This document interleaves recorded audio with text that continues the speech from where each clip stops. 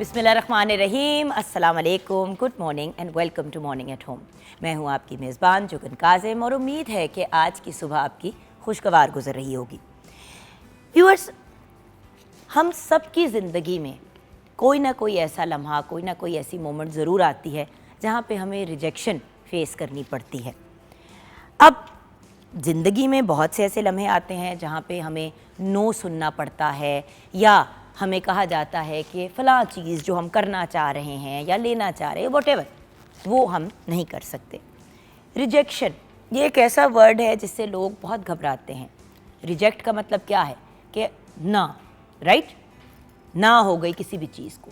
तो जब किसी भी चीज़ को ना हो जाती है तो इंसान डिसहार्ट होता है, उम्मीद छोड़ देता है, कहता है कि यार क्या फ़ायदा। लेकिन जो एक बड़ी छोटी परसेंटेज है लोगों की जो बहुत अक्लमंद हैं, वो उस मामले को देखते हैं और कहते हैं कि मुझे इसमें रिजेक्शन क्यों फेस करनी पड़ी, क्यों मुझे इस चीज़ में ना हुई, क्या मसला था, और फिर अपने आप को बेहतर बनाने की और इम्प्रूव करने की कोशिश की जाती है या जो चीज़ आप करना चाह रहे हैं उसको मॉडिफाई किया जाता है।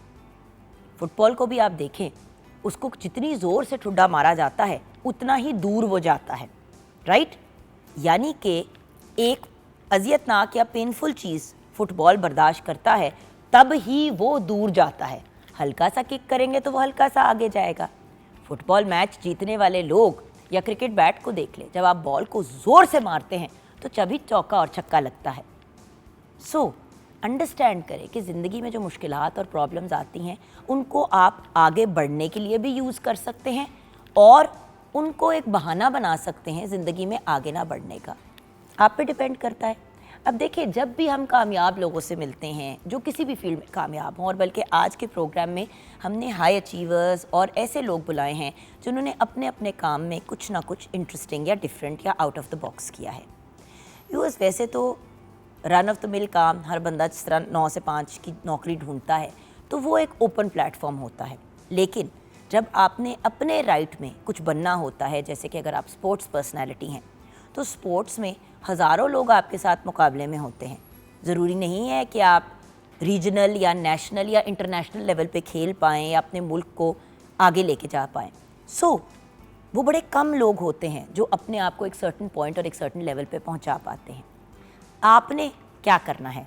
क्या आप एक एवरेज ज़िंदगी गुजार के खुश हैं या आपने कुछ डिफरेंट करना है, कुछ आउट ऑफ द बॉक्स करना है? ये अब आप पे डिपेंड करता है। देखिए, हमारे शो पे फॉर एग्ज़ाम्पल बहुत सी शेफ़्स आती हैं। हम जब अपना किचन के सेगमेंट की तरफ मैं बढ़ने वाली हूँ, उधर बहुत सी शेफ़्स आती हैं। अब कुछ शेफ़्स ऐसी हैं जो हमारे शो पे आती हैं, दैट्स इट। कुछ ऐसी शेफ़्स हैं जो शो के साथ साथ अपने सोशल मीडिया पे भी वर्किंग कर रही हैं, जिन्होंने साथ साथ केटरिंग बिज़नेस भी स्टार्ट की है या फिर वो साथ साथ जॉब भी कर रही हैं। क्यों? क्योंकि वो चाहती हैं कि सिर्फ एक जगह पे अपने आप को स्टक ना रखें, बल्कि बहुत से एवेन्यूज़ बनाएं इनकम के भी, और उसके साथ साथ अपनी रिकग्निशन और अपना काम इस स्टेटस पे और इस लेवल पे लेके आएँ कि जब नाम ही लिया जाए तो तभी लोग कहें, ओह वो वाला बंदा, of course I know who you are talking about. So अपनी जगह बनाना एक बड़ी इंपॉर्टेंट चीज़ है, और अपनी जगह तभी बनती है जब हम कुछ फ़र्क, कुछ आउट ऑफ द बॉक्स करते हैं।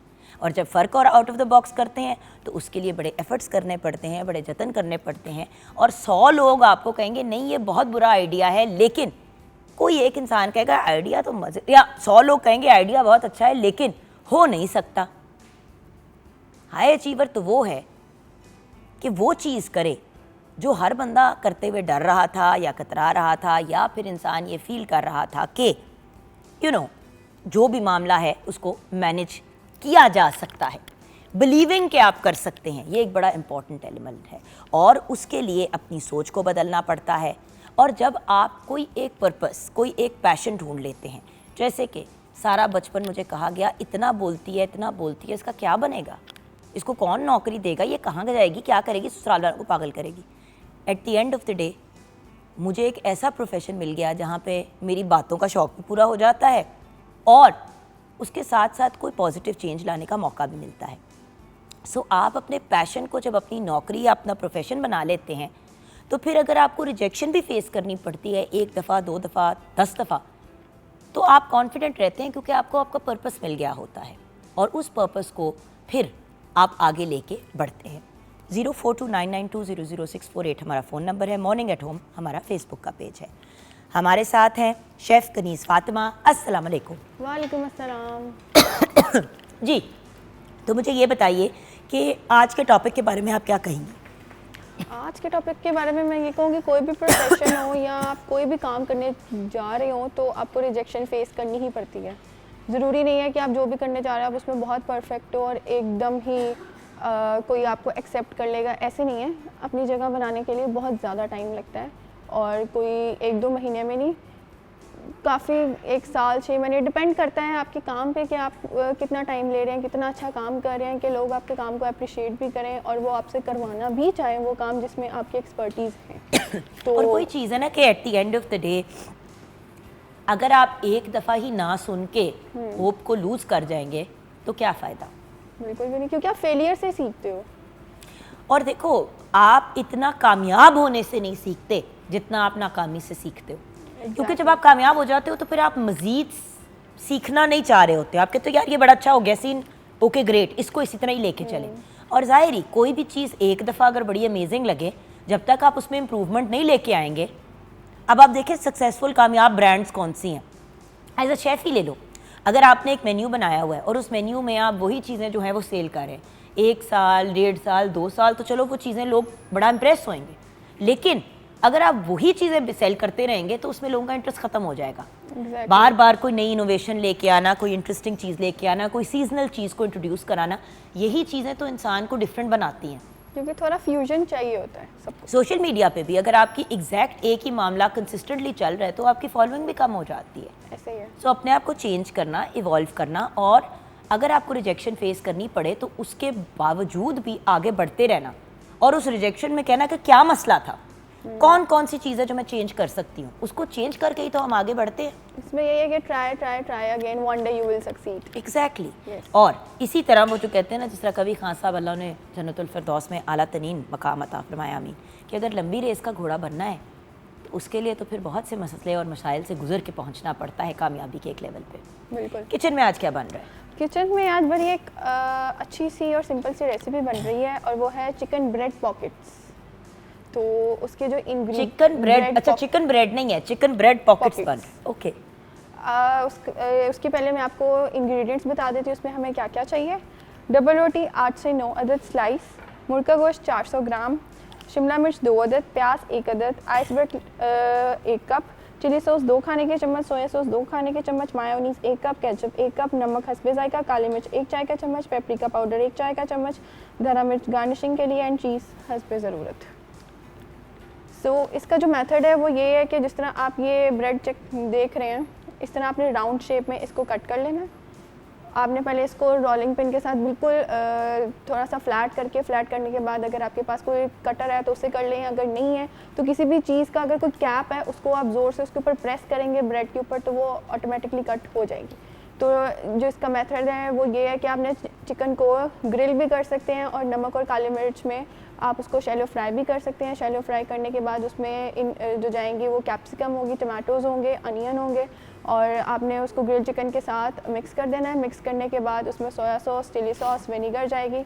विनीगर जाने के बाद आपने लास्ट पे बिल्कुल आइसबर्ग डालनी है, छोटे छोटे क्यूब्स करके छोटे क्यूब्स कर देंगे। फिर आपने एक सॉस तैयार करनी है, सॉस में जाएगी mayonnaise, ketchup, chilli sauce and that's it, और क्रीम भी थोड़ी सी जाएगी। और आपने वो सॉस तैयार करके जो आपका वो मटेरियल तैयार हुआ है चिकन वाला, वो आपने चिकन ब्रेड पॉकेट्स को फ्राई इस तरह करना है कि ये जो राउंड शेप में आपने ब्रेड कट कर लिया है, जो इसके जो साइड वाली ब्रेड बचती है उसको आपने उसके ब्रेड क्रम्स बना लेने हैं।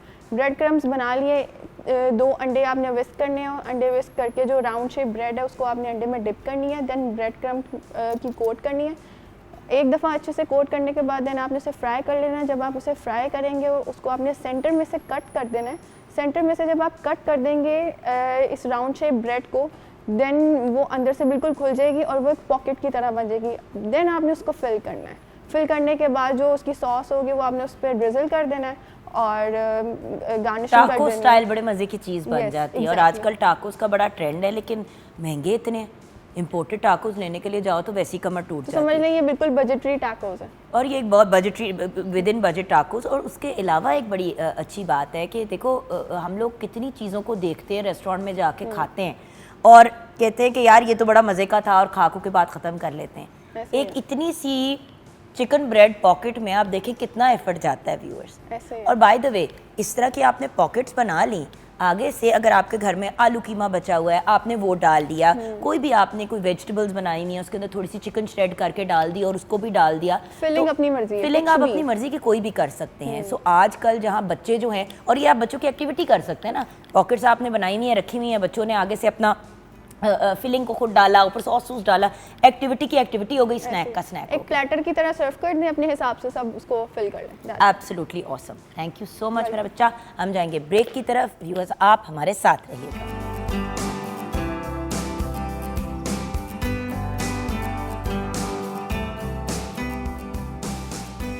Welcome back from the break viewers. हमें ज्वाइन किया है एक बहुत ही brilliant and talented young man ने, जो एक यंग कॉलमिस्ट और एडिटर हैं, नेशनल स्विमर भी हैं पाकिस्तान के, और आप वाहिद पाकिस्तानी राइटर हैं जिनके कॉलम्स 10 ममालिक में इंटरनेशनल लेवल पे 3 ज़बानों में पब्लिश होते हैं और पढ़े जाते हैं।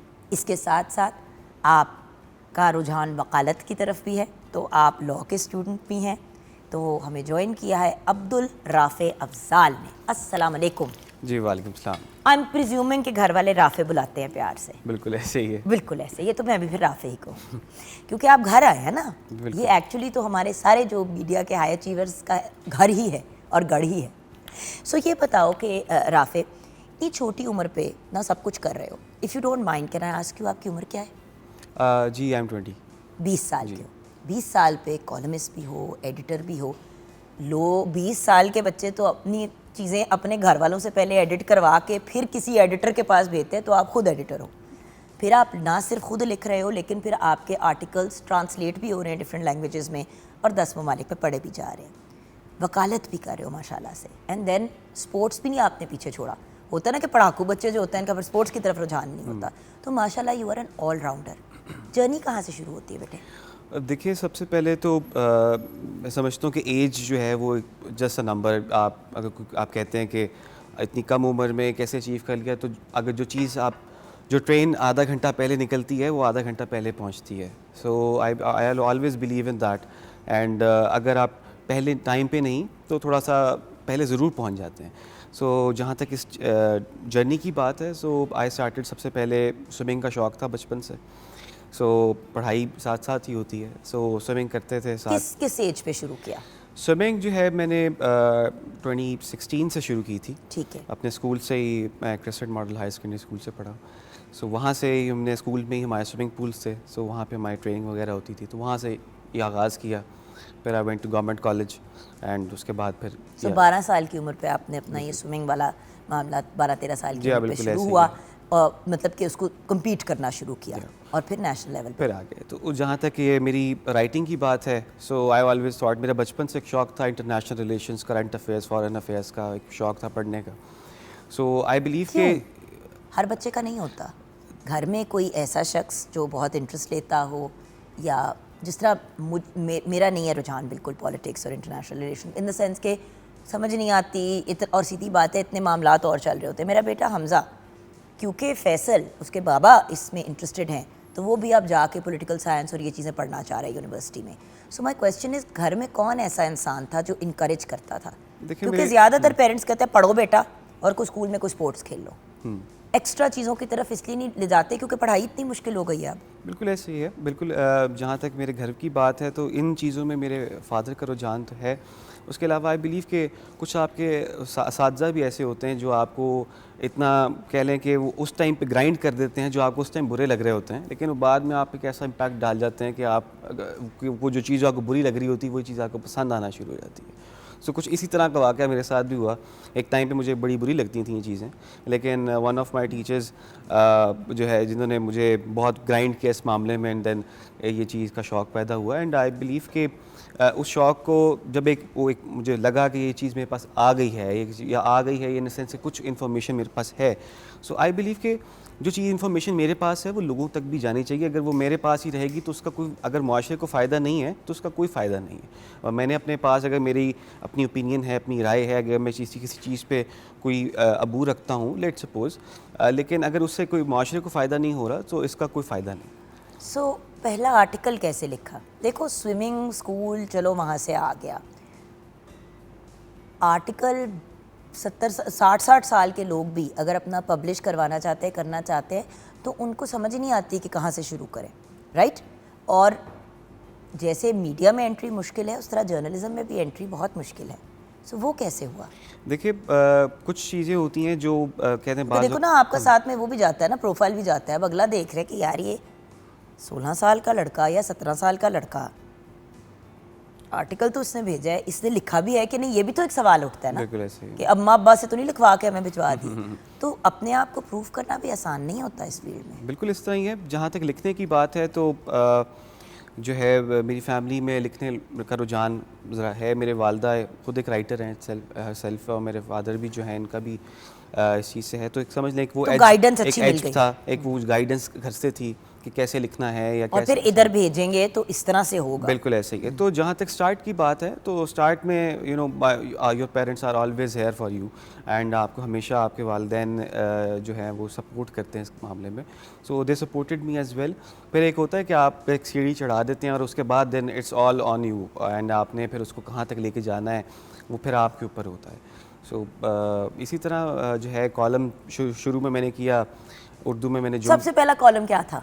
सबसे पहला कॉलम जो है मैंने लिखा था, देखो वो आज सबसे काफ़ी यादगार भी होता है और सबसे फनी भी होता है। कुछ बंदा कहता है यार ये मैंने क्या लिखा था, कुछ मेरे साथ भी यही हुआ था, जब पहला लिखा और फिर बाद में जब लिखती रही तो I was like what was I thinking. ऐसे ही है। और इससे बेहतर अल्फाज का चुनाव हो सकता था, बिल्कुल क्योंकि चाहे 20 साल पहले भी आर्टिकल लिखा हो, उसको आज भी बंदा क्रिटिक कर रहा होता है खुद। नहीं 20 साल पहले की बात नहीं, आप इवन एक कॉलम से दूसरा कॉलम लिखें तो आप कहते हैं कि ये मैंने पिछले वाले से बेहतर लिखा है। ये आप या पिछले वाले से बेहतर होना चाहिए उसूलन। बिकॉज होता ये है कि जब आप लिखते हैं तो इंटेंशनली और अनइंटेंशनली आप चीज़ों को बेहतर करते जाते हैं। सो पहला कॉलम मुझे आई स्टिल रिमेंबर दैट डे, मैंने उर्दू में लिखा था और उसका उन्वान था कि अगर बच्चे सियासतदान हो। सो मतलब it was a very you know different type of thing, जो कि मैं बहुत छोटा था उस वक्त गालिबन। मुझे याद है, ये मैं बात कर रहा हूँ आज से कुछ 12-13 साल की उम्र थी मेरी जब मैंने वो कॉलम लिखा था। वो कॉलम तो नहीं पब्लिश हुआ, तो वो मैगज़ीन में बच्चों की उसमें आया था, लेकिन ये है कि still it was my first writing जो मैंने कभी लिखी थी। बाकायदा कॉलम जो है वो फिर मैंने तो अब देखो ना, अंग्रेजी में तो अक्सर आपसे ये पूछा जाता है what would you do if you were prime minister for one day. ये तो बड़ी अपनी जो असाइनमेंट्स और एसेस का या क्रिएटिव राइटिंग में सवाल अक्सर आता है बिल्कुल। और ये और देखो उस किस्म के टॉपिक को जो एक टेक्निकली टिपिकल टॉपिक है, उसके अंदर अपनी जगह बना के फिर उसको पब्लिश भी करवाना कोई छोटी बात नहीं है। बिल्कुल ऐसे ही, क्योंकि ऐसे उन्वान पे बहुत से लोगों ने लिखा होगा, लेकिन पब्लिश हो जाना यानी कि उसमें कुछ मुख्तलिफ था, something out of the box. बिल्कुल इस तरह ही है कि आहिस्ता जब मैंने प्रॉपर कॉलम राइटिंग शुरू की तो उसमें मेरे father help me a lot in the start.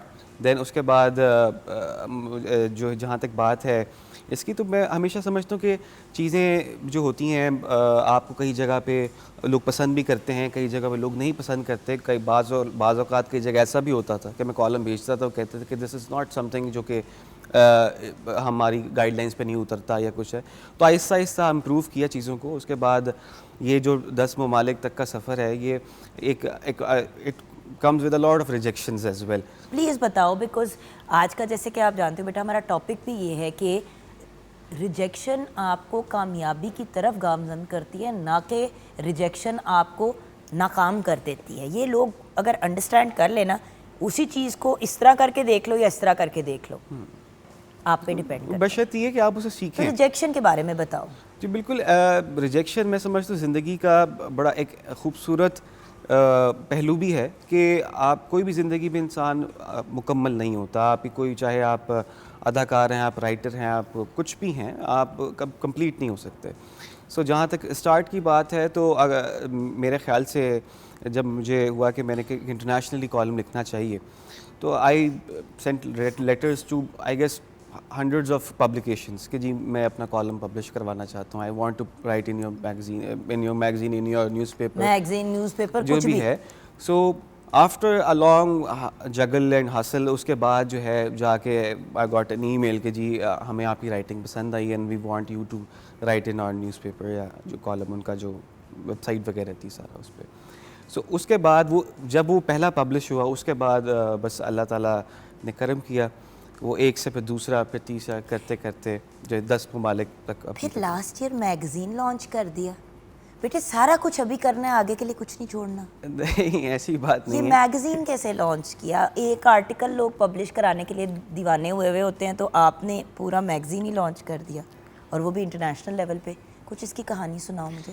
उसकी रीज़न ये थी, हमें भी कोई रास्ता मिल जाए ना कुछ करने का, मैं भी शायद ज़िंदगी में कुछ काम का कर लूँ आपको देख। नहीं एक्चुअली जैसे मैंने आपको बताया कि रिजेक्शन जो एक बड़ी ऐसी चीज़ होती है जो आपको हर्ट भी करती है समटाइम्स। सो उस चीज़ को जब मुझे फ़र्स्ट टाइम जो चीज़ें फेस करनी पड़ी, तो मैंने कहा कि ये अगर मुझे फेस करनी पड़ रही हैं विद दिस बैकग्राउंड, तो इट मीन्स कि जो आम पब्लिक से लोग उठ के आते हैं या बिल्कुल। उनको तो बिल्कुल बहुत ज़्यादा करनी पड़ेंगी। सो आई थॉट कि I should create a platform कि जहाँ पे स्पेशली यंग जनरेशन, यूथ, बाकी सीनियर्स भी एक ऐसा प्लेटफॉर्म दिया जाए, या ऐसी अपॉर्चुनिटी दी जाए, specially international platform. This magazine is an international magazine. ये इसमें 14 ममालिक के लोग जो हैं इसके अंदर काम करते हैं। सो एक क्रिएट किया जाए जिससे ख़ास तौर पे उन लोग, पाकिस्तान के उन इलाकों के लोग जो जिनको रसाई नहीं मिलती, लेट सपोज अब लाहौर में रहते हैं, इस्लामाबाद में रहते हैं। लेकिन देखो राफिब, I am just playing devil's advocate here, so forgive me, लेकिन आपको भी तो रिजेक्ट करने पड़ेंगे आर्टिकल्स। ऐसे तो नहीं हो सकता ना कि अगर आपके पास आर्टिकल आता है किसी का साहिवाल से, उसका आर्टिकल बहुत अच्छा लिखा हुआ है, आपने उसको उसको एक्सेप्ट कर लिया, लेकिन उसी का दोस्त एक चीज़ एक्साइटमेंट में लिखता है कि मैं भी लिख लूँ, और उसकी राइटिंग स्किल्स ही नहीं है, उसको तो फिर रिजेक्ट करना पड़ेगा ना। देखो अगर आपको रिजेक्ट किया गया Rafe, being 20, I can understand कि कुछ दफ़ा रिजेक्शन फेस, कुछ शायद क्योंकि लोगों का ओपिनियन ही बायस था कि यार ये क्या बच्चा सा लिखेगा, लेकिन बहुत से ऐसे लोग जिन्होंने कहा कि यार इसकी थोड़ी सी राइटिंग बेहतर हो जाती है, तो maybe then we can consider him. So आपको भी तो यही करना पड़ेगा आगे जाके, हर बंदे की हर चीज़ तो नहीं छापी जा सकती। बिल्कुल इस तरह ही है। जस्ट वो मॉड को थोड़ा चेंज कर दिया ना हमने। लेट सपोज एक जैसा आप बात की अपने साहिवाल से, किसी भी शहर से कोई बच्चा, अगर ये कोई स्टूडेंट है, कोई भी इंडिविजुअल है, वो कुछ भेजता है and it's not up to the mark, so उसको हमारे एडिटोरियल बोर्ड में they are people over there जो कि उस गाइड करते हैं, और उसको हम कोशिश करते हैं पूरी कि उसका आर्टिकल को इतना बेहतर कर दिया जाए कि वो स्टैंडर्ड पे आ जाए, ताकि उसकी किसी की दिल आज़ारी ना हो। कई लोगों की पूरी बहुत खुशी होती है इसके अंदर। I still remember there are some people जिनके कुछ आर्टिकल्स पब्लिश हुए, they are like you know beyond the sky. वो खुशी से उनकी कोई इंतहा ही नहीं थी।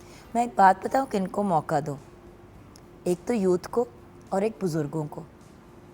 हमारे बुज़ुर्ग जब रिटायर कर जाते हैं ना, उनके पास कहने को बहुत कुछ होता है, और बड़े जेन्युइन उनके इंटरेस्टिंग व्यूज़ होते हैं।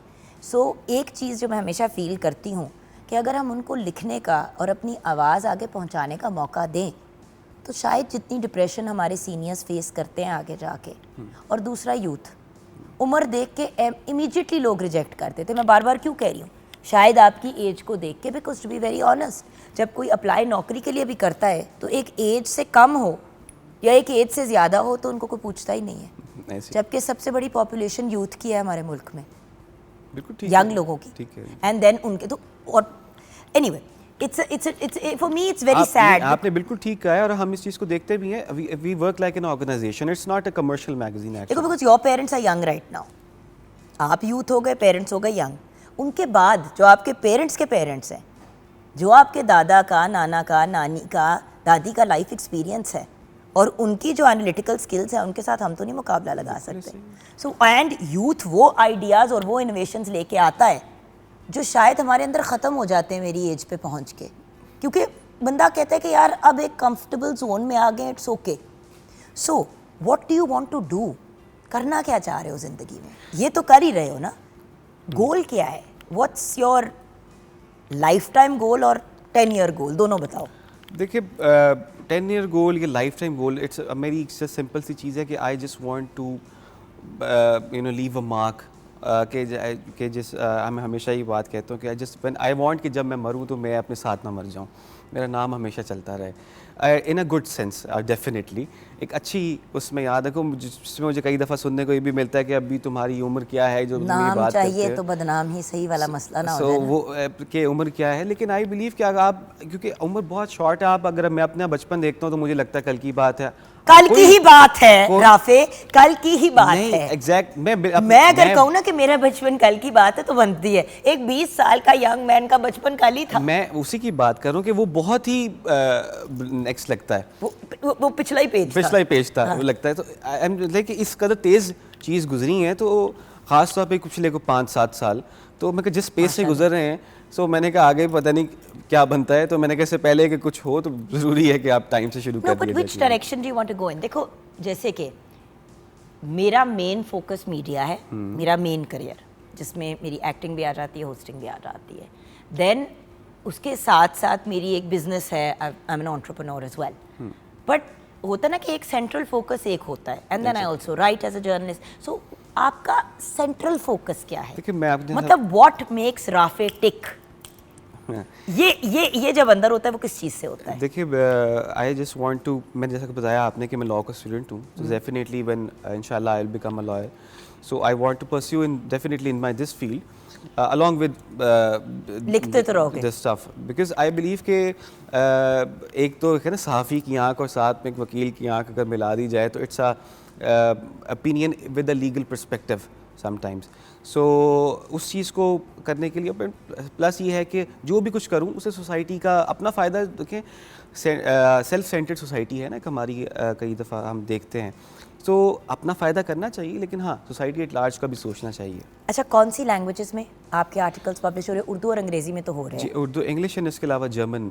यानी कि उर्दू और हिंदी दोनों, because obviously you know exactly. मतलब अगर कोई इंसान उसको सुन भी रहा हो तो जी, बिल्कुल ऐसे वो ही भी है। है। सो जो चीज़ उर्दू में होती है वो हिंदी में भी ट्रांसलेट हो सकती है। उसके अलावा we got English and German.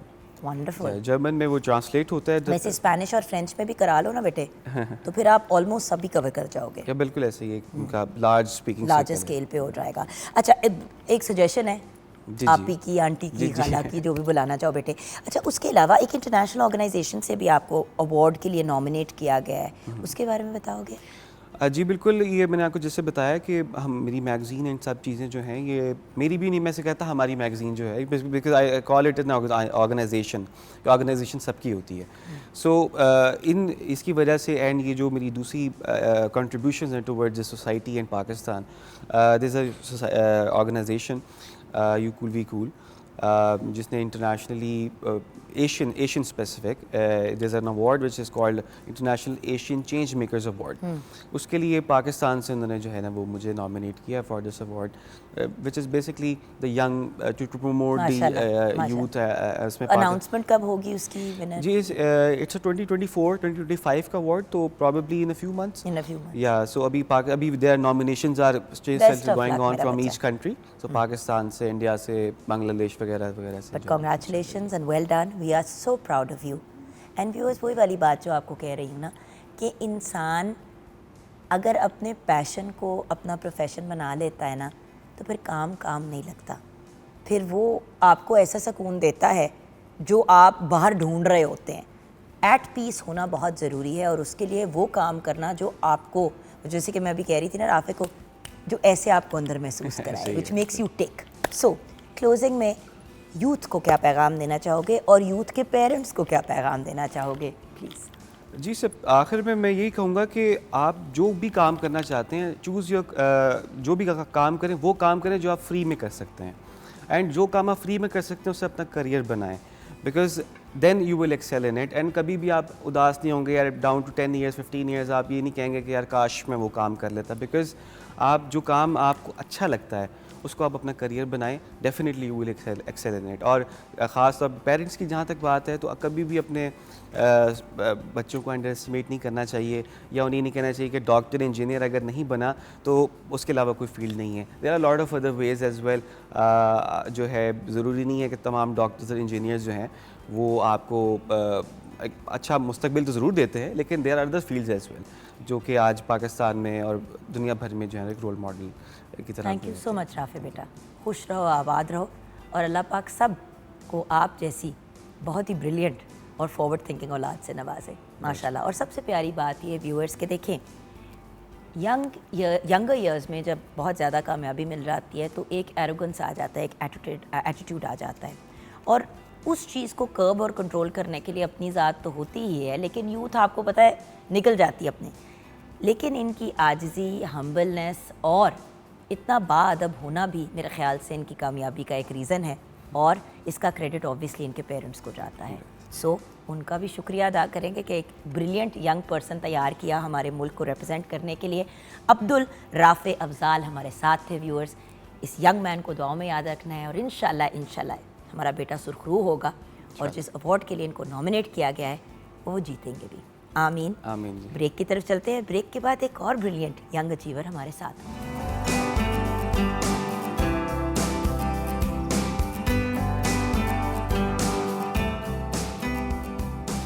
Welcome back from the break viewers. अच्छा, ब्रेक के बाद हमें ज्वाइन करने जा रहे थे एक MMA फाइटर और मिक्स मार्शल आर्ट्स फाइटर। तो मैं थोड़ी नर्वस हो रही थी, क्योंकि यूजुअली जब भी फाइटर जहन में आता है या वर्ड आता है तो आप सोचते हो पता नहीं कोई कितना को अग्रेसिव पर्सनैलिटी होगी, किस तरह से उनको, क्योंकि आपके जहन में फाइटर जब आता है तो आप क्या सोचते हो, लेकिन इतनी पैसिव और इतनी पॉजिटिव पर्सनैलिटी। ब्रेक में मुझे इनसे बात करने का मौका मिला और समझ आती है कि अल्लाह ताला ने इनको इतनी कामयाबियों से क्यों नवाजा है। वही वाली बात ना, जब इंसान बाअदब होता है, हम्बल होता है, फोकस्ड होता है और मेहनत करता है तो अल्लाह ताला कामयाबी से नवाजते ही हैं। शायद इमीडिएटली नहीं, लेकिन राइट टाइम पे आपको कामयाबी ज़रूर मिलती है। जैसे कि अब्दुल समी हमारे साथ हैं, जो 2 time mix martial art MMA gold medallist हैं माशाल्लाह। नेशनल फाइटिंग टूर्नामेंट, यानी कि बहुत ही बड़ा टूर्नामेंट ये होता है नेशनल फाइटिंग का, फ्रॉम ऑल ओवर पाकिस्तान, हर नुक्कड़ कोने से लोग आते हैं। सीज़न 2 और सीज़न 3 के ये विनर भी हैं। नंबर 1 पे पहुंचना इतना मुश्किल नहीं है जितना नंबर 1 पे रहना मुश्किल है। अस्सलाम वालेकुम समी। वालेकुम अस्सलाम। कैसे हो बेटे? अल्हम्दुलिल्लाह, आप कैसी हैं? सबसे पहले तो बेटा बहुत बहुत मुबारक हो, खैर मुबारक। क्योंकि माशाल्लाह से मुझे एक और ख़बर भी मिली है जो मैं वैसे ही व्यूअर्स के साथ शेयर करना चाहूँगी कि 2024 अगस्त में इंशाल्लाह इंटरनेशनल चैम्पियनशिप भी खेलने जाएंगे हमारे प्यारे बेटे। इंशाल्लाह। समी ये बताओ, इतने धीमे, इतने रिलैक्स, इतने ठहराव वाले यंग मैन हो, मार्शल आर्ट्स की तरफ रुझान कैसे हुआ? ये बेसिकली मेरा फैमिली बैकग्राउंड ना रेसलिंग से था। मेरे दादा वो भी रेसलिंग करते थे, मेरे फादर भी करते थे, लेकिन वो उसे कंटिन्यू नहीं थे कर पाए। स्टार्ट मैंने भी रेसलिंग से किया था।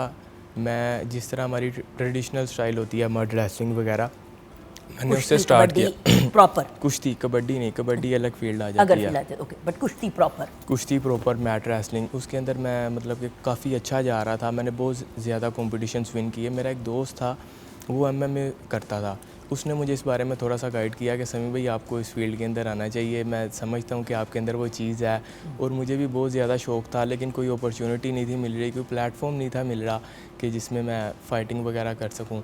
तो फिर तब मैंने इसे परस्यू किया और अल्हम्दुलिल्लाह आज मैं इस जगह पे हूँ। लेकिन देखो, आपको इशू क्या आ रहा था जब शुरू में आप कर रहे थे नॉर्मल कुश्ती वगैरह? कुश्ती वगैरह के अंदर जिस तरह ट्रेडिशनल स्टाइल हमारे पाकिस्तान में बहुत ज़्यादा अखाड़े हैं, वो हर चीज़ आपको प्रोवाइड हो जाती है, लेकिन MMA का इतना ज़्यादा रुझान नहीं है। जबकि MMA का इंटरनेशनली ज़्यादा रिकग्निशन बहुत ज़्यादा, और मिक्स मार्शल आर्ट्स। जी बिल्कुल। MMA इस टाइम वर्ल्ड के अंदर हाईएस्ट स्पोर्ट्स के अंदर आती है, हाईएस्ट पेड स्पोर्ट्स के अंदर भी आती है। बॉक्सिंग के बाद ये बहुत मतलब कि समझ लें कि बहुत ज़्यादा हाईएस्ट पेड स्पोर्ट्स है। देखो ना, अब अगर आपने अपने पैशन को अपनी जॉब बनाना है और उससे रोज़ी रोटी कमानी है, तो फिर उस तरफ बंदे को निकलना पड़ता है जहाँ से ज़्यादा आपको इनकम आए। जी बिल्कुल। क्योंकि कुश्ती वगैरह में इतनी फाइनेंशियल कोई वो नहीं होती, और अपना ख़र्चा इतना है अखाड़े में, तो अगर आप हिस्सा हैं, अगर आप किसी के अखाड़े का हिस्सा भी बने, ख़र्चा तो अपनी जगह है। जी बिल्कुल। जो हमने अपनी डाइट करनी है, ट्रेनिंग करनी है, सारा कुछ वो हमें अपनी मदद आपके तहत करना पड़ता है।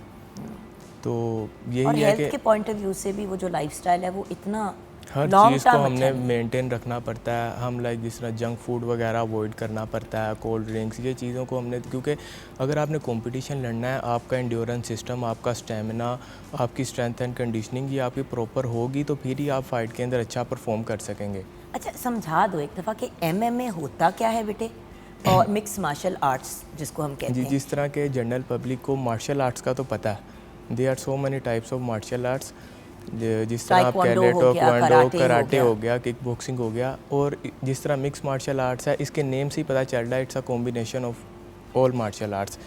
ये ऑक्टागोन होता है, रिंग होता है ऑक्टागोन, जिस तरह व्यूअर्स ने देखा होगा यूएफसी जिस तरह टाइप लीग होती हैं, इस तरह मैं कहती हूँ उसके कोनों अंदर वाला ना जी 8 सर्कल, कोनों कोनों वाला जी सर्कल। जी 8 कोनों वाले को ऑक्टागोन कहते हैं।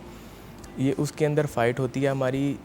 इसके अंदर समझ लें कि आप जिस तरह बॉक्सिंग और रेसलर, भाई ऑक्टागोन अगर आपने समझना है ना व्यूअर्स, तो ये देखें, ये मैं आपको दिखा जी ये बिल्कुल ये सही एग्जांपल ऑक्टागन है। की शेप है। मैट बेसिकली इस शेप का होता है, सो सर्कल वाली लुक होती है, बट इसके 8 कोने होते हैं, विच इज़ वाई ये मेडल की जी, भी जी। ऑक्टागन की ही जी, शेप जी। होती है। जी मिक्स मार्शल आर्ट्स के अंदर आप देखते हैं कि different styles of martial arts के प्लेयर एक दूसरे के साथ compete कर रहे होते हैं। जिस तरह एक रेसलर और एक बॉक्सर एक रेसलिंग के मैच में या एक बॉक्सिंग के मैच में compete नहीं कर सकते, इस तरह वो मिक्स मार्शल आर्ट्स के प्लेटफॉर्म के ऊपर आके एक दूसरे के साथ compete करते हैं।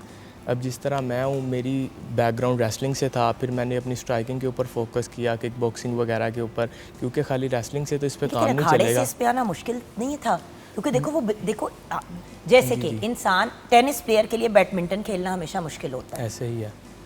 क्योंकि टेनिस की बिल्कुल एक मुख्तलिफ अंदाज है स्विंग का, बैडमिंटन का बिल्कुल फ़र्क है। आई मीन आपकी सिर्फ एक स्विंग होती है जो सिमिलर होती है, बाकी तो सारा कुछ उसका डिफरेंट है। ऐसे ही है। मुझे उसके लिए प्रॉपर अपनी ट्रेनिंग को चेंज करना पड़ा। और एमएमए के अंदर ना एक ह्यूज पार्ट है रेसलिंग का, रेसलिंग और ग्राउंड एंड पाउंड का। जब हमने एक प्लेयर को टेक डाउन कर लेना है, उसे जब हमने नीचे गिरा लिया, जब उसे हमने मारना है, तो उस टाइम अगर हमारी रेसलिंग स्किल स्ट्रॉन्ग होगी तो तब भी हम उसे कंट्रोल कर सकेंगे। मुझे ये बहुत बड़ा एज था रेसलिंग का। फिर उसके अलावा मैंने अपनी किक बॉक्सिंग के ऊपर, अपनी जुजिस्टो के ऊपर, ग्रैपलिंग के ऊपर काफ़ी ज़्यादा वर्क किया, जिसके बाद मैं काफ़ी ज़्यादा कंपटीशन लड़े इस तरह। ये बताओ कि जब हम बात करते हैं विन करने की, तो उस स्टेज पे किस तरह पहुंचे कि पहले नेशनल फाइटिंग की आपने सीज़न 1 जीती और ये सीज़न 2 जीता। सीज़न 1 में पार्टिसिपेट किया था आपने? नहीं, सीज़न 1 में मैं पार्टिसिपेट नहीं किया। अच्छा, पार्टिसिपेट भी नहीं किया, शायद करते तो वो भी जीत जाते। जी, अल्हम्दुलिल्लाह मैं अनडिफीटेड हूँ पाकिस्तान के अंदर। अनडिफीटेड हो जी, अभी तक, जब से MMA ज्वाइन के अंदर। माशाल्लाह माशाल्लाह माशाल्लाह, अल्लाह आपको मज़ीद कामयाबी आमीन, दे आमीन। बेटा। और ये नेशनल फाइटिंग और ये जो हमारे पास है, अच्छा इस बेल्ट का मतलब क्या है? आप समझ रहे हैं, लोग देख लेते हैं, कहते हैं हाँ जी बड़ी कूल है, लेकिन इसकी आपके लिए एक बड़ी मुख्तलिफ अहमियत है। बेसिकली ये जो बेल्ट है ना, ये वो शो करवा रही है कि मतलब कि मुख्तलिफ वेट कैटेगरीज़ होती हैं। मैं मिडल वेट कैटेगरी के अंदर पाकिस्तान में अल्हम्दुलिल्लाह पाकिस्तान चैम्पियन हूँ, और 2022 के अंदर भी चैम्पियन था, और 2023 दिसंबर के अंदर मेरी ये टूर्नामेंट हुआ था, और वो भी मैं अल्हम्दुलिल्लाह जीता हूँ। और जिस तरह आपने बात की है कि एक बार चैम्पियन तो इंसान बन जाता है, उसे डिफेंडिंग करना बहुत ज़्यादा मुश्किल होता है। अच्छा, बड़ी दफ़ा ऐसे भी होता है, एक तो ये होते हैं टूर्नामेंट्स, जी, फिर आपको एक चैलेंज कर देता है बंदा जी, जी। कि आओ पब्लिक फोरम पे आके मेरे साथ करो। अब वो टूर्नामेंट का हिस्सा नहीं होता, वो वैसी नहीं, कोई चीज़ होती है। ऐसे ही ऐसे है। चैलेंजेस भी तो होते हैं ना ऐसे आपके? चैलेंजिंग्स भी होते हैं, आई लाइक थिंक जिस ये तरह वाहिद के स्पोर्ट है जिसके अंदर ये होता है कि आपको जी। आउटसाइड टूर्नामेंट्स भी चैलेंज किया जाता है, और अगर वहाँ पे आप अगले से हार जाएं तो फिर आप अनडिफीटेड नहीं रहते। जी बिल्कुल। अनडिफीटेड का तो मतलब ही यही है ना कि अगर आप कोई फाइट नहीं हारे। मेरा अल्हम्दुलिल्लाह 8-0 रिकॉर्ड है, और मैं पाकिस्तान में अभी तक कोई फाइट नहीं हारा, और मुझे अल्हम्दुलिल्लाह किसी ने चैलेंज भी नहीं किया, क्योंकि जितने पाकिस्तान के टॉप प्लेयर्स हैं वो इस टूर्नामेंट का हिस्सा बने हैं, और मैंने उन्हें 2 साल लगातार अल्हम्दुलिल्लाह जीता है। अच्छा, अब्बू का क्या रिस्पॉन्स था जब आपने कहा मैं एमएमए की तरफ जा रहा हूँ, क्योंकि उनकी तो जी रेसलिंग की मैं आपको ख्वाहिश। बताता हूँ, ये बहुत इंटरेस्टिंग स्टोरी है। अब मैं रेसलिंग करता था, अब उसके अंदर मुझे इंजरीज वगैरह हो जाती थी। घर आपको पता है पाकिस्तानी अम्मियाँ वो कहती हैं हाई मेरा बच्चा आपको क्या हो गया, क्योंकि वो तो बेटा कोई सिर्फ भी चीज़। पाकिस्तानी अम्मियाँ नहीं कहती, हर दुनिया के हर नुक्कड़ कोने में, इवन जानवर की माँ भी जो है वो अपने बच्चे ऐसे की ही है। तकलीफ पे उसकी बस हो जाती है। अब जब मैंने एमएमए स्टार्ट की ना, तो मैंने ना घर प्रॉपर बताया नहीं था कि मैं एमएमए स्टार्ट कर दी हुई है, क्योंकि अगर मैं बताता वो आगे ही जो मेरी जो मदर है वो कहती थी कि तुम किस कामों में पड़ गए हो, स्टडी करो, कुश्ती ऐसे छोड़ दे करो। तो वो ऐसे ही है। अब अगर उन्हें ये पता चलता है इसके अंदर पंचेस पड़ते हैं, नॉकआउट होते हैं, हड्डी टूटने के चांस होते हैं, चोक कर देते हैं, इंसान बेहोश हो जाता है, तो उन्होंने तो मुझे कभी भी नहीं था करने देना। मैं छुप छुप के ट्रेनिंग करता रहा। फादर को भी मैंने बस कहा कि मैं जिम जाता हूँ तो उधर मैं स्ट्रेंथ एंड कंडीशनिंग कर लेता हूँ, साथ थोड़ी बहुत ट्रेनिंग कर लेता हूँ। उन्हें जब तक मैं नेशनल चैम्पियन नहीं था ना प्रॉपर बना, तब तक मैंने उन्हें प्रॉपर बताया नहीं था कि मैं प्रॉपर एमएमए का हिस्सा हूँ अपने फादर को तब हाँ, तक। लेकिन जो मेरी अंडरस्टैंडिंग है एमएमए टेक्निकली सेफर है देन कुश्ती। इसके सारे सेफ पॉइंट जो हैं वो रखे जाते हैं, बाकायदा एक डॉक्टर की टीम्स होती है, मेडिकल टीम होती है, रेफरी होता है। अगर खुदा ना खास्ता कोई अगर इंसान बेहोश हो जाए या कुछ हो जाए तो वो रेफरी फ़ौरन फाइट स्टॉप करवा देता है।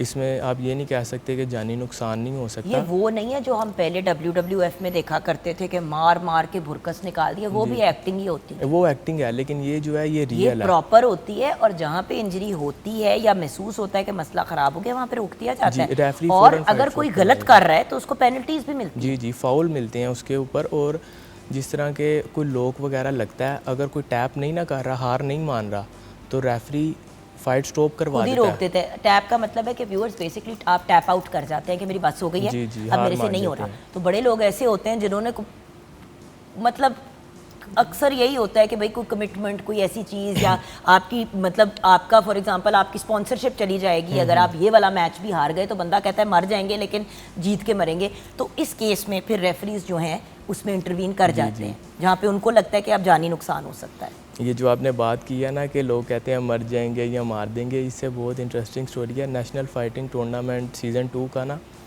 फाइनल था, और फर्स्ट राउंड के अंदर ही ना मुझे आर्म बार लग गई। आर्म बार एक लॉक होता है जो कि आपकी ना एल्बो के ऊपर लगता है, अकड़ जाता है, और आपसे वो खुल नहीं रहा होता, खुल नहीं और रहा वो होता। आपको थेरेपिस्ट ही खोल सकता है। बिल्कुल बिल्कुल, वो आर्म बार उसने मुझे लगा दी। बेटा जिम मैं भी जाती हूँ, जी, वो जी। आप लोगों के लेवल का कुछ नहीं कर सकती, लेकिन एक्सरसाइज आपकी ये वाली आंटी भी करती है। माशाल्लाह माशाल्लाह। अब उसने मुझे आर्म बार लगाई है।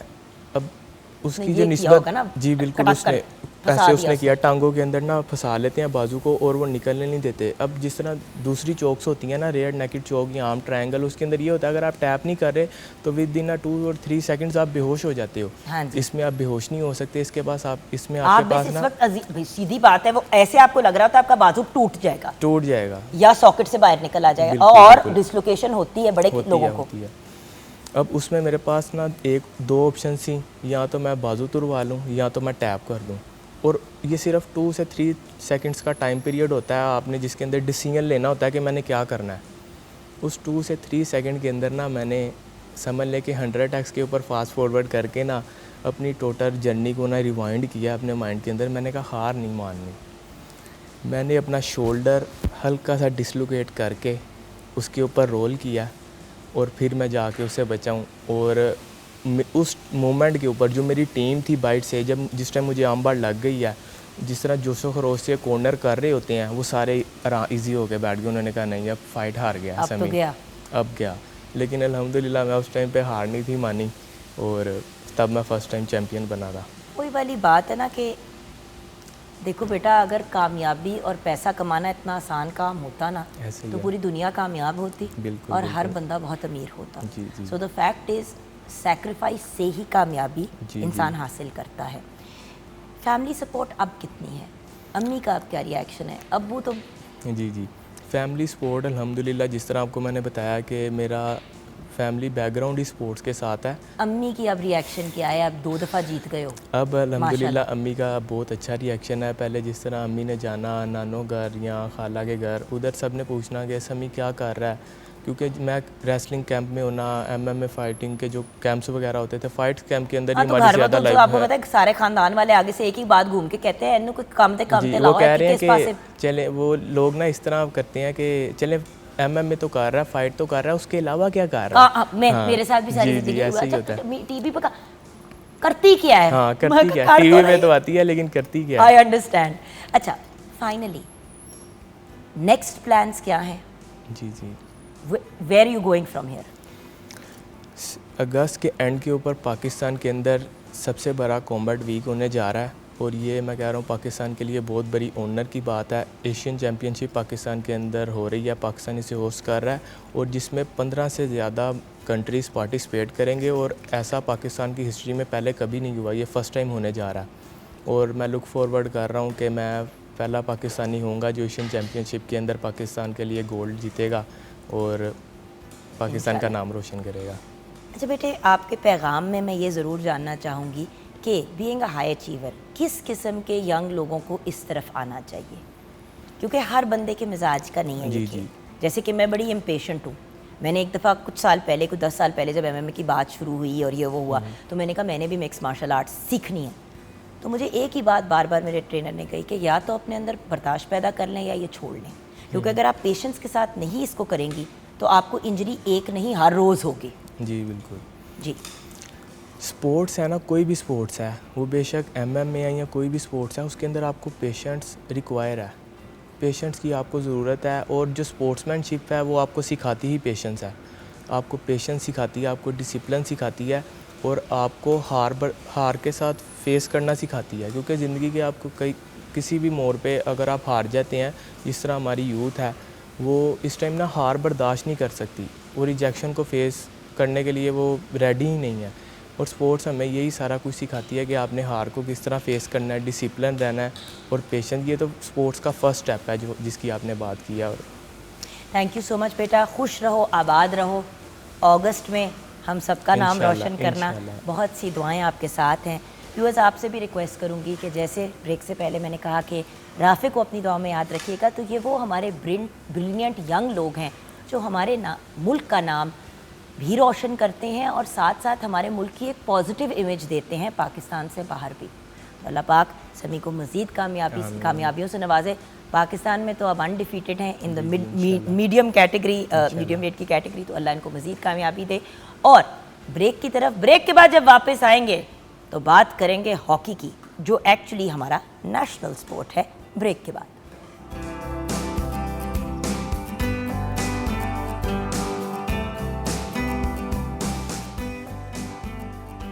Welcome back from the break viewers. आपको पता है हॉकी हमारा नेशनल स्पोर्ट है एंड जहाँ पे हर बंदा क्रिकेट, टेनिस, डिफरेंट स्पोर्ट्स के बारे में बात कर रहा होता है, बैडमिंटन हो गया, मिक्स मार्शल आर्ट्स हो गए, ओलंपिक, सारी चीज़ें हो गई, बट हॉकी तो हमारा नेशनल स्पोर्ट है। और एक वक्त होता था कि आजकल जिस तरह पेरेंट्स क्रिकेट के लिए बहुत इनकरेज करते हैं कि हमारा बच्चा ये भी करता है, ये भी करता है और साथ में क्रिकेट भी खेलता है, तो हॉकी एक ऐसी चीज़ होती थी, हॉकी का जो बैट होता था वो हर बंदे के घर में होता था, बॉल होता था, बाहर लॉन में खेल रहे हैं, किसी पार्क में चले गए खेलने के लिए, डिफरेंट जगहें होती थी जहाँ पे यंग लोग जाके पार्टिसिपेट कर सकते थे।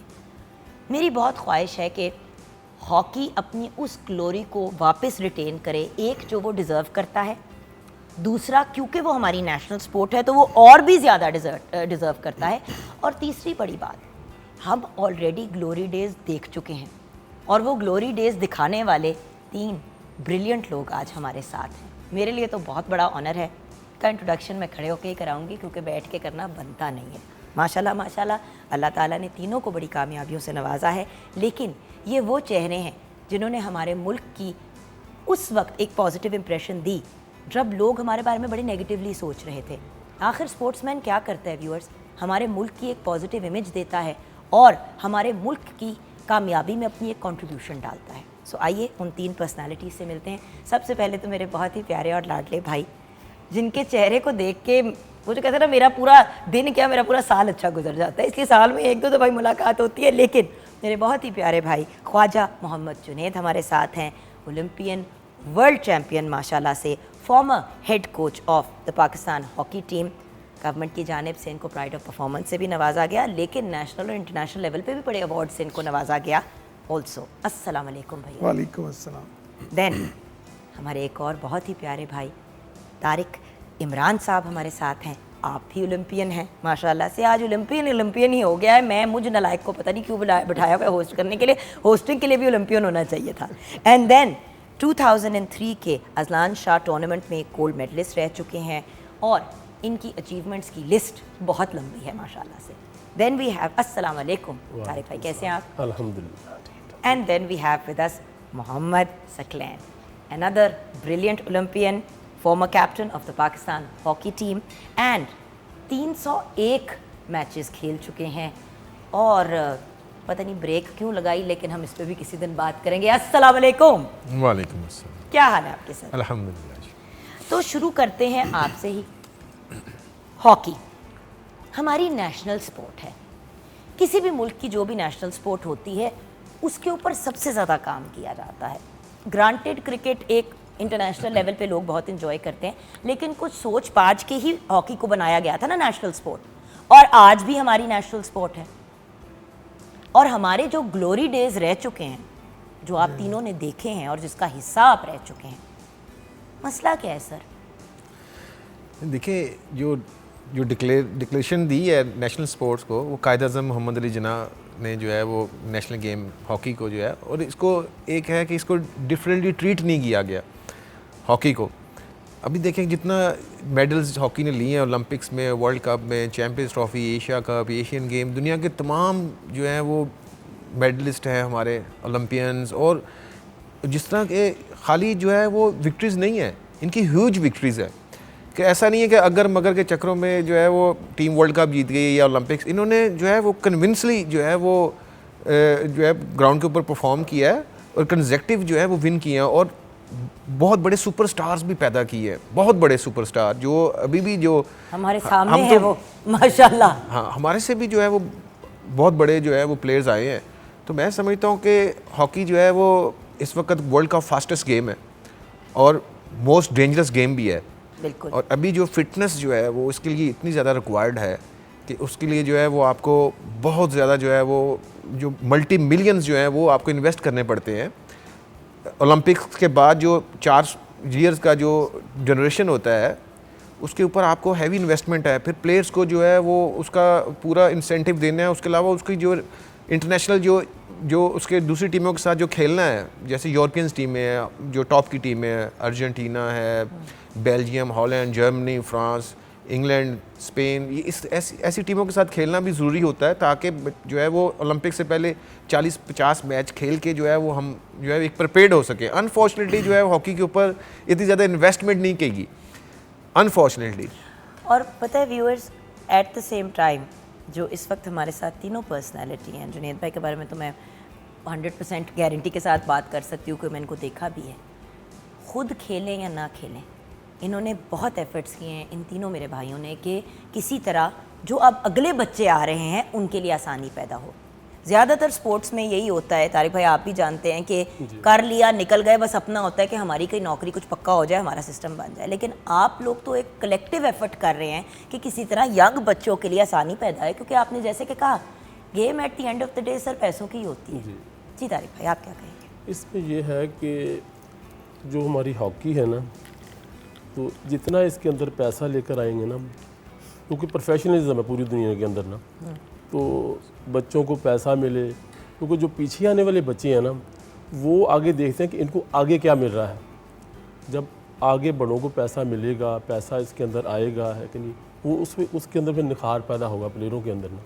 तो अभी गवर्नमेंट ने जो किया है, अभी जो फर्स्ट टाइम हुआ है कि काफ़ी देर के बाद बच्चों को ना पैसे मिलने शुरू हुए। अल्लाह का शुक्र है। हालांकि अभी तो फाइनल टच किया है, सेकंड आए हैं, लेकिन इतने पैसे मिले हैं कि तकरीबन पीछे 10 साल जो गुजरे हैं ना, इतने पैसे उस वक्त नहीं उनको मिले।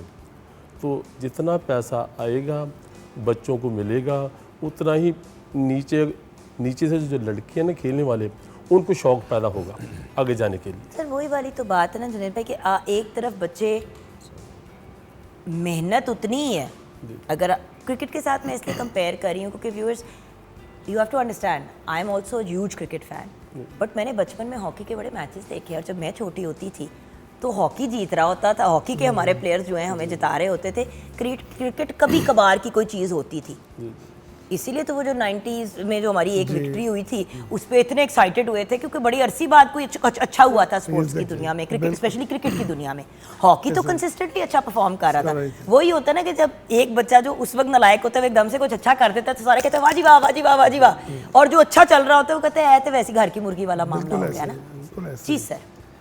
नहीं बिल्कुल, मैं इत्तेफाक करता हूँ जो इन्होंने बातें की हैं। अच्छा, हमेशा से ये देखा जाता है कि हम जीत क्यों रहे थे ना, पहला पॉइंट ये होता है। तो हमारे जीतने की 2 रीज़न थे कि हमारे 2 फीडर्स थे। नंबर 1 फीडर हमारा एकेडमिया था, नंबर 2 हमारी क्लब सिस्टम था। अच्छा, ये डिमोलिश क्यों हुए वैसे डिमोलिश आज तक नहीं समझ आती इस बात। इसलिए हुए कि hockey is the most expensive game on the planet. Is it? Exactly. I thought hockey, I thought may be वो होगी अपनी गोल्फ होगी। Not at all. आप ये गोल्फ तो एक अकेला बंदा खेलता है ना, अब आपको एक मैच खेलने के लिए 22 प्लेयर चाहिए होते हैं और 22 हॉकियाँ चाहिए, 22 शूज़ चाहिए, एस्ट्रोटर्फ चाहिए। अच्छा, जिस तरह एक दुल्हन तैयार होती है ना, उसी तरह हॉकी का प्लेयर तैयार होता है। अच्छा, इसलिए हैंडसम कितने लगते हैं लेकिन जब खेल रहे होते हैं, ये भी तो देखें ना, वही लड़कियां कितनी अच्छी लगती हैं जब खेल रही हैं। अब ना वो जब एकेडमिया ने देखा कि जी हम एक हॉकी जीतेगी तो एक गोल्ड मेडल आता है और एक इंडिविजुअल जीतेगा तो एक ही गोल्ड मेडल आएगा, इसलिए उन्होंने हॉकी को, टीम गेम्स को डिलीट किया कि बहुत एक्सपेंस है। सिमिलरली जो क्लब ओनर्स थे वो ये चीज़ें अफोर्ड नहीं करते थे तो क्लब्स भी ख़त्म हो गई। अब क्या हुआ कि कोई बच्चा खुद जो आ रहा ना, जिसके अंदर टैलेंट है, नज़र आ गया हो यार बड़ा अच्छा है, इसको ले लिया।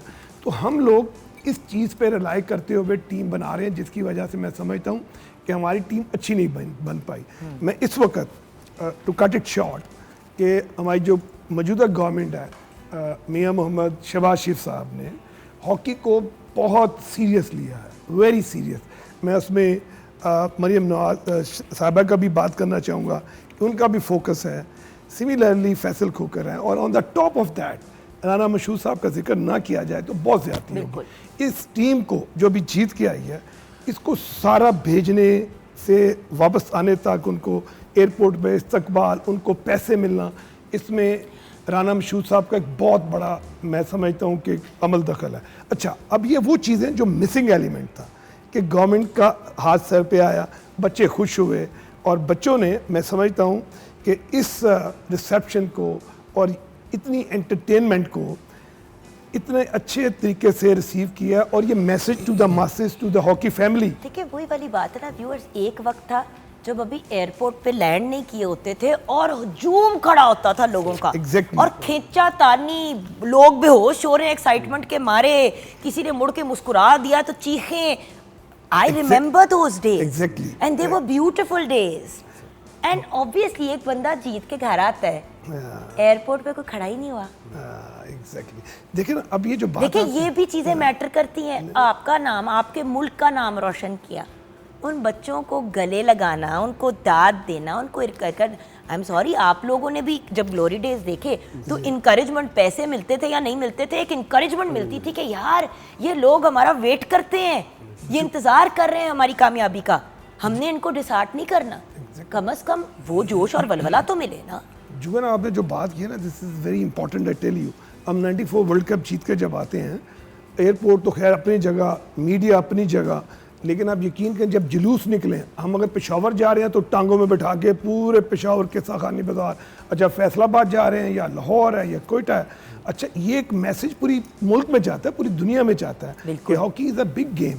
अच्छा, ये चीज़ें जो है ना आहिस्ता आहिस्ता डिलीट हो गई। नाउ इस वक्त मैं समझता हूँ, और हम लोग सारे इस चीज़ से बड़ा मुत्तफिक हैं कि जो एक स्टेप्स लिए जा रहे हैं हॉकी के अंदर, इससे आने वाले सालों में बेहतरी आएगी इंशाल्लाह। लेकिन अभी जो ये सारा मामला हुआ, ये जो अजलान शाह टूर्नामेंट है, इसके बारे में आप लोगों की प्रोफेशनल मुझे फीडबैक चाहिए। जी सर। जी बिल्कुल, काफ़ी अच्छा जो है साइन, जिस तरह तारिक ने कहा कि ये आफ्टर 13 ईयर जो है वो पाकिस्तान अजलान शाह जीता है। इससे पहले जो है वो 3 दफ़ा अजलान शाह जीता था। हम भी 2003 में थे, और 99 में भी मैं बेस्ट प्लेयर था, और 2002 में भी मैं जीता, 3 दफ़ा मैं जीता हुआ। मगर आप देखें कि एक जो इन्वायरमेंट था पूरे नेशन में, एक तो हुआ ये कि क्रिकेट टीम जो है वो आइलैंड से हार गई पहला मैच, उनके ऊपर इतनी ह्यूज इन्वेस्टमेंट होती है, तो उन्होंने सबने कहा कि हॉकी प्लेयर बेचारों को मिलता भी कुछ नहीं है, और ये जीत भी रहे हैं, जाते मलेशिया को जो है हरा रहे हैं। फिर जो है वो काफ़ी जो है, एक ये नहीं है कि टीम जो है रातों रात बनी, ये बच्चे जो है वो ऑलमोस्ट 1-1.5 साल से जो है वो बड़ी मेहनत कर रहे थे, और कई प्लेयर तो यहाँ से दिल बर्दाश्ता होकर जो है वो यूरोप में लीग खेल रहे थे, और सबको जो है वो इकट्ठा किया, टीम को एक बनाए, और देखें कि पूरी एक नेशन जो है वो खुश हुई है। सोशल मीडिया के ऊपर इतना ज़्यादा प्रेशर था कि इमीडिएटली जो है वो प्राइम मिनिस्टर भी इन्वॉल्व हुए उसमें, और जो है वो सीएम साहब भी, जितने भी जो है वो इन्वॉल्व हुए। तो मैं तो ये बड़ा अच्छा साइन है हॉकी के लिए, और मैं समझता हूँ कि सबसे जो एक पॉजिटिव चीज़ है कि एक बड़ा ही गोल्डन चांस है, जिस तरह हम कह रहे हैं कि काफ़ी हॉकी नीचे चलेगी, तो ये एक अच्छा चांस है कि एक एनवायरनमेंट है। एक भाई आपने जो ये इनकरेजमेंट दिया ना, इससे बच्चों को बड़ा इजीली 3 से 6 महीने का बूस्टर मिल गया है।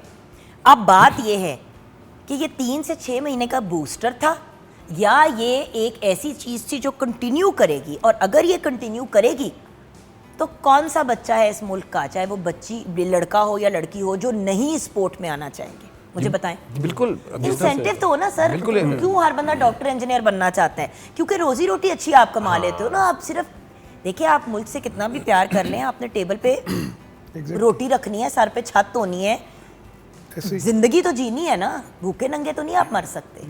बिल्कुल जी, बिल्कुल शौक। देखिए मेन जो है शौक की बात है कि हमारा जो है वो इस टीम में भी जो है हमने देखा है, और जो प्लेयर्स आने वाले बच्चे भी हैं, एक शौक है उनका।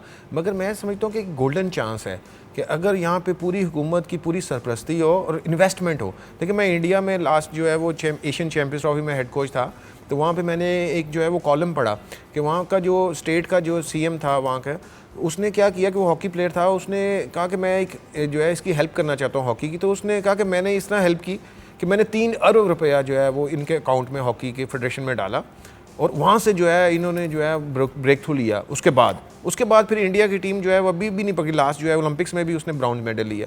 तो हॉकी जो है वो, जिस तरह ख्वाजा साहब ने कहा कि ये एक बहुत महंगा खेल है, कि हॉकी की जो अभी जो हॉकी की स्टिक के साथ खेलते हैं वो 1 लाख रुपए की स्टिक है, बिल्कुल। और गोलकीपर का जो इंस्ट्रूमेंट्स है अभी 10 लाख रुपए का जो है वो टोटल किट है गोलकीपर की।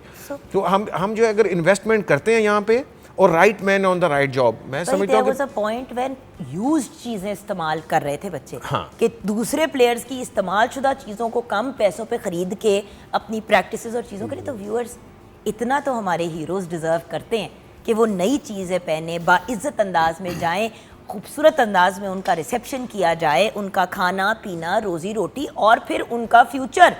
क्योंकि एक प्लेयर अपनी सारी ज़िंदगी दे देता है इस स्पोर्ट को, जब वो, और नाम, मुल्क का नाम रोशन भी किया, सारा कुछ किया, जब रिटायर हुआ, मतलब आई एम सॉरी व्यूअर्स, या तो आपने लाइफ टाइम में इतना कमा लिया हो, लाइफ टाइम में भी ना कमाओ और बाद में भी आपका कोई फ्यूचर ना सिक्योर हो। I am sorry, even as a mother मैं अपने बच्चों को तभी इस तरफ पुश करूंगी अगर कोई फ्यूचर नजर आता है। ब्रेक की तरफ जाएंगे, ब्रेक के बाद जब वापस आएंगे तो तारिक भाई का भी ओपिनियन लेना है, जुनैद भाई आपसे भी बात करनी है। व्यूअर्स आप हमारे साथ रहिएगा।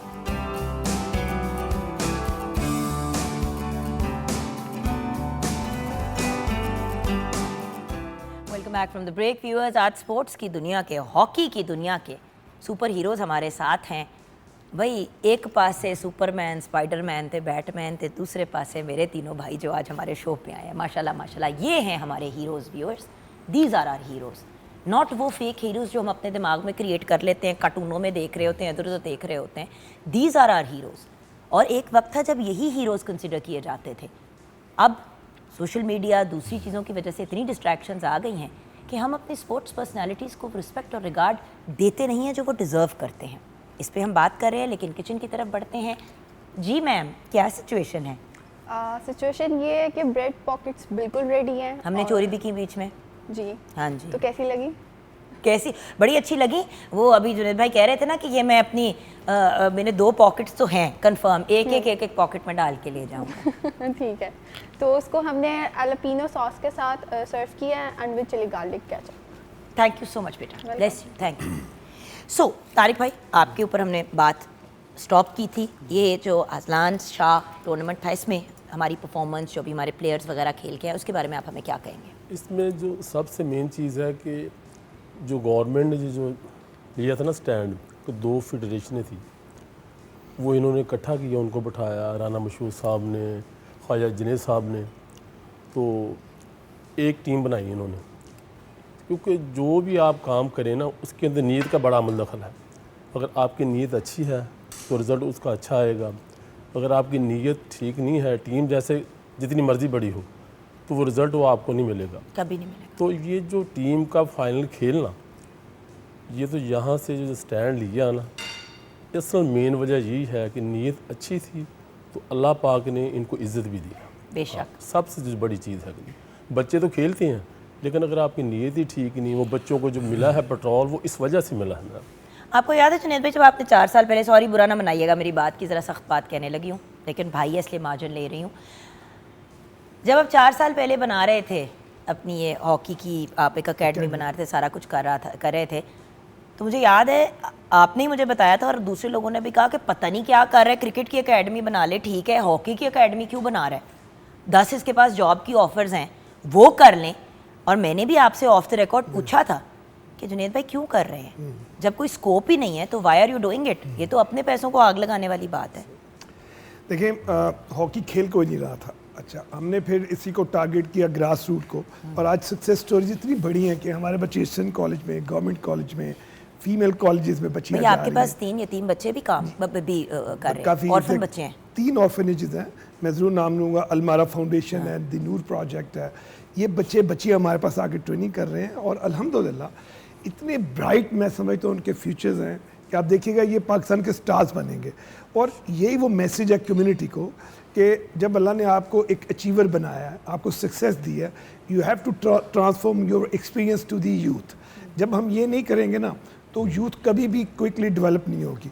और मैं हमेशा, आपने बात की, मैं हमेशा एक चीज़ पर रिलाई करता हूँ, हज़रत अबू बकर सिद्दीक़ रज़ी अल्लाह ताला का ना, जो एक अल्लामा साहब ने एक शेर लिखा उनकी, जब आप सल्लल्लाहु अलैहि वसल्लम ने फरमाया कि अबू बकर सिद्दीक़ मैं तुम्हारा अजर नहीं दे सकता, तो उस पर अल्लामा साहब ने कहा कि खुद ही को कर बुलंद इतना कि हर तकदीर से पहले खुदा बंदे से खुद पूछे बता तेरी रज़ा क्या है। अच्छा, ये हमारे लिए मैसेज है, हमारी कम्युनिटी के लिए, हमारी यूथ के लिए, कि खुद ही को बुला, हमें किसी के ऊपर रिलाई नहीं करना चाहिए। अच्छा, मैं आपको एक मज़े की बात बताऊं तो हॉकी की एकेडमी से ज़्यादा फुटबॉल की एकेडमीज़ हैं इस पूरे बिल्कुल हैं। क्यों? क्योंकि सोशल मीडिया ने फीफा शीफा इनको इतनी हाइप दी कि चाहे हमारे मुल्क की टीम्स कैसे भी परफॉर्म कर रही हों, आई एम सॉरी, फुटबॉल का एक ऐसा वो एक्साइटिंग सी वेव आई कि अब बच्चियां भी फुटबॉल में एक्सेल कर रही हैं।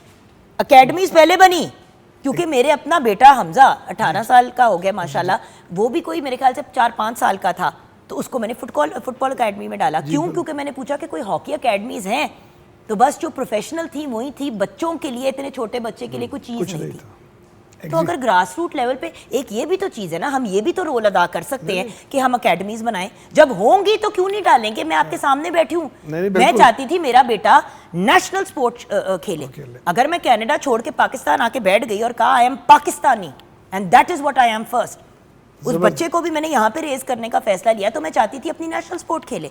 मैं बड़े गिले के साथ आपके साथ ये बात शेयर कर रही हूँ कि कोई जगह ही नहीं थी भेजने को। नहीं, बिल्कुल, आप, मैं आपसे भाई आप लोग किंग्स हैं तो आपको किंग मेकर भी तो होना चाहिए। एग्जैक्टली, यही मैं कहता हूँ, दिस इज ये जो आपने बड़ी खूबसूरत बात की, जो अचीवर्स हैं, बहुत बड़े बड़े नाम हैं, वो उन्होंने किसी स्कूल को अडॉप्ट नहीं किया, किसी यूनिवर्सिटी को नहीं किया, ना ही बच्चों में अपनी स्किल को ट्रांसफॉर्म किया। तो मैं समझता हूँ दिस इज इम्पॉर्टेंट कि हर अचीवर ग्रास रूट पे काम करे।